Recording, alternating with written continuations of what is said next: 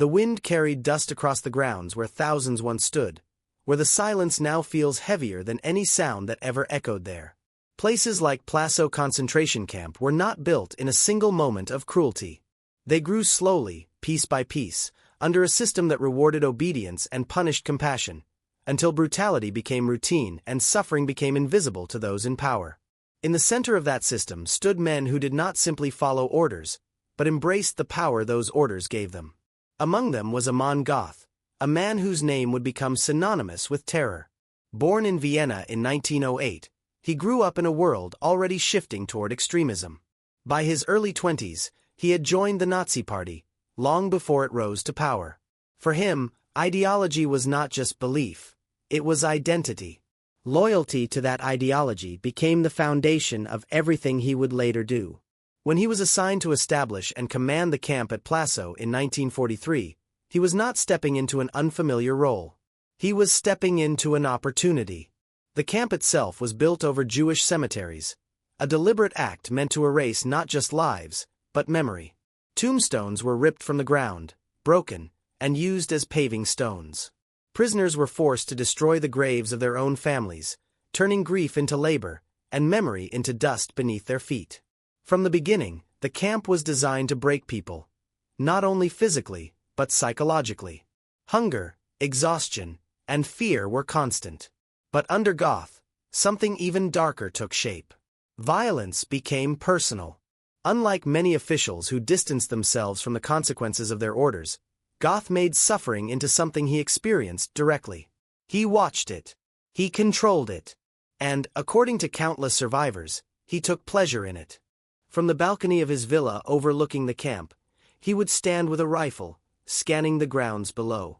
There was no warning, no reason required. A prisoner walking too slowly, pausing for a moment, or simply existing in the wrong place at the wrong time could become a target. For those below, every movement carried risk. Every second carried uncertainty. Survivors would later recall how prisoners tried to predict his moods, searching for patterns in something that had none. Which door he walked through, the time of day, the sound of footsteps above them. They believed these details might mean the difference between life and death. But there was no pattern. There was only power. Inside the camp, brutality was not limited to moments of violence. It was embedded in daily life. Food was scarce, often nothing more than watery soup and a small piece of bread. Prisoners were pushed to work beyond exhaustion, their bodies slowly failing under conditions designed to destroy them. Meanwhile, just meters away, Goth lived in comfort. His villa stood above the camp, a place of warmth, food, and music. From its windows, he could see the suffering below. And yet, within those walls, life continued as if nothing were happening. This contrast, the ordinary alongside the unimaginable, is one of the most disturbing aspects of what took place, because it shows how easily cruelty can become normal. Among those who witnessed this firsthand were individuals who would later help ensure these stories were not forgotten. One of them was Oskar Schindler, a businessman whose factory operated near the camp. Unlike others, Schindler used his position to protect as many lives as he could, employing Jewish workers and shielding them from deportation. His efforts would later be portrayed in Schindler's List, a film that brought global attention to the realities of camps like Plaszow. But even that portrayal, as powerful as it is, cannot fully capture the daily uncertainty those prisoners lived with. Because for them, survival was never guaranteed. Every day was a gamble, and every moment depended on the decisions of those who held absolute control. That same pattern of unchecked power appeared elsewhere, in different forms but with the same devastating consequences. In the forests near Weimar, Germany, another camp stood, Buchenwald concentration camp. Here too, the system allowed individuals to exercise authority without accountability, creating an environment where cruelty could flourish. Within this environment, one figure gained particular notoriety, Ilse Koch. Known among prisoners as the Witch of Buchenwald, she was not officially in command, yet her influence was undeniable. As the wife of the camp commandant, she moved freely through the camp, her presence alone enough to instill fear. Survivors described how she would ride through the camp on horseback, observing prisoners, sometimes selecting individuals seemingly at random for punishment. Her actions were unpredictable, and that unpredictability became a form of control. Because when people cannot anticipate danger, they cannot protect themselves. And fear becomes constant. The stories surrounding her actions are among the most disturbing to emerge from the camps. Whether fully documented or shaped by the trauma of those who witnessed them, they reflect a deeper truth about the system that allowed such behavior to exist. A system where cruelty was not only permitted, but often encouraged.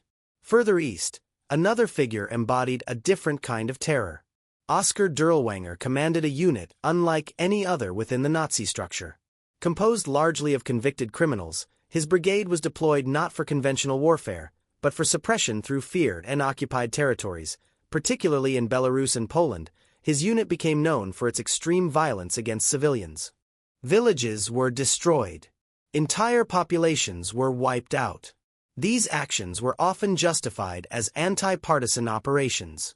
But in reality, they blurred the line between military action and deliberate terror. During the Warsaw Uprising, this approach reached its peak. Orders were given that left no room for mercy. Civilians were treated as enemies. Entire districts were devastated.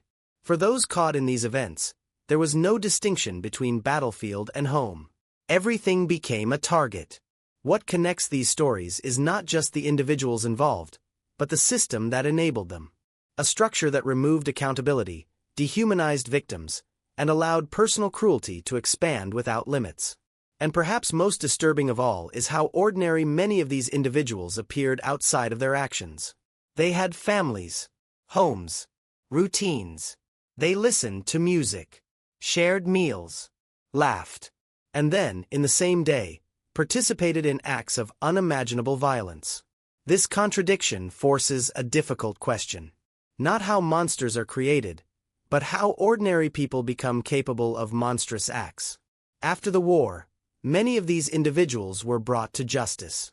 Goth was captured, tried, and executed in 1946. Koch was imprisoned, eventually taking her own life years later. Dirlewanger died shortly after the war, under circumstances that remain debated. But justice, for many survivors, could never fully match what was lost. Because the scale of suffering went far beyond what any trial could address. What remains today are the places, the testimonies, and the responsibility to remember. The camps are no longer filled with prisoners. The barracks stand empty. The watchtowers no longer hold guards. But the silence that replaced those voices carries its own weight. It reminds us that history is not just about the past. It is about understanding how such events became possible, and ensuring that the conditions that allowed them to happen are never allowed to return. Because as survivor Primo Levi once warned, the danger is not that such things happened. It is that they can happen again. The silence that hangs over these places today can feel almost peaceful. But it is a deceptive quiet, one that conceals the echoes of voices that were once desperate to be heard. To understand what happened in camps like Plazow concentration camp and Buchenwald concentration camp, we must look beyond the structures and the ruins, and listen to the testimonies of those who survived. Because it is in their memories that the reality still lives. Survivors often spoke of something more terrifying than violence itself, the constant uncertainty. There were no clear rules that guaranteed safety. Hard work did not ensure survival. Obedience did not guarantee protection. In a system designed to dehumanize, logic itself began to disappear. A prisoner could follow every command, avoid every mistake, and still be chosen at random. This randomness created a psychological prison even more suffocating than the physical one. People learned not to ask, why, because there was no answer. They learned not to hope too much, because hope could be taken away in an instant. And yet, even in that darkness, small acts of resistance continued to exist. Not all resistance looked like rebellion. Most of it was quieter. It was sharing a piece of bread with someone weaker. It was whispering a warning when danger approached. It was remembering a name, a story, a life, when the system tried to erase all identity. These acts did not stop the system. But they preserved something the system could not fully destroy. Human dignity. One of the most powerful examples of this came from individuals like Oskar Schindler, who used his position within the system to save lives. by employing Jewish workers in his factories. He created a fragile shield between them and the machinery of extermination. Every name added to his list was a life pulled back from the edge. But for every life saved, countless others were lost. And many survivors carried with them a weight that would never leave them, the question of why they survived when others did not. This burden, often called survivor's guilt, became a silent companion long after the war ended. For those who lived through it, survival was not the end of suffering. It was the beginning of remembering. In the years after the war, trials attempted to bring justice to those responsible. Figures like Amon Goth were confronted with the consequences of their actions. Evidence was presented. Witnesses spoke. The world listened. But even in courtrooms, the scale of what had happened was difficult to comprehend. Numbers were used to describe loss, thousands, millions. But numbers cannot capture individual lives. Each victim had a name, a family, a story that was cut short. And for many perpetrators, the defense was the same. They claimed they were following orders.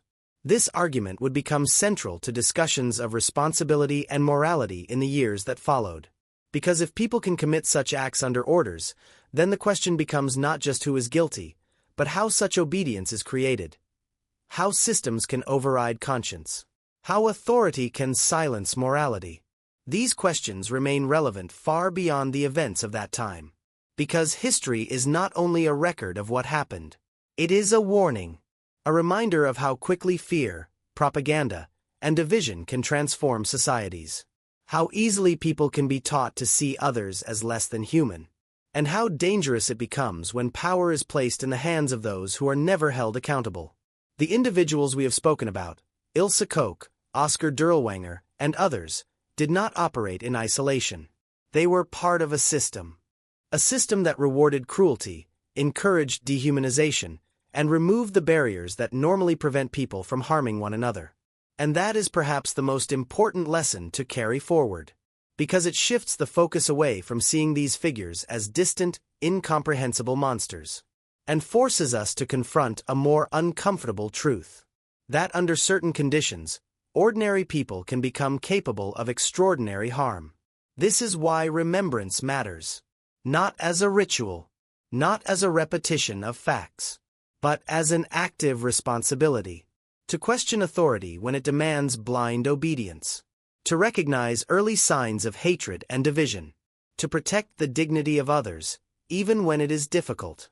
The camps may no longer operate. The regimes that built them have fallen. But the lessons remain. In every act of intolerance. In every attempt to strip people of their humanity. In every moment when silence feels easier than speaking out. Because history does not repeat itself in exactly the same way. It evolves. And the only way to prevent it from returning is to understand it. Fully, honestly, and without looking away. The voices that were silenced cannot speak for themselves. But their stories remain. And as long as those stories are remembered, the silence is never complete.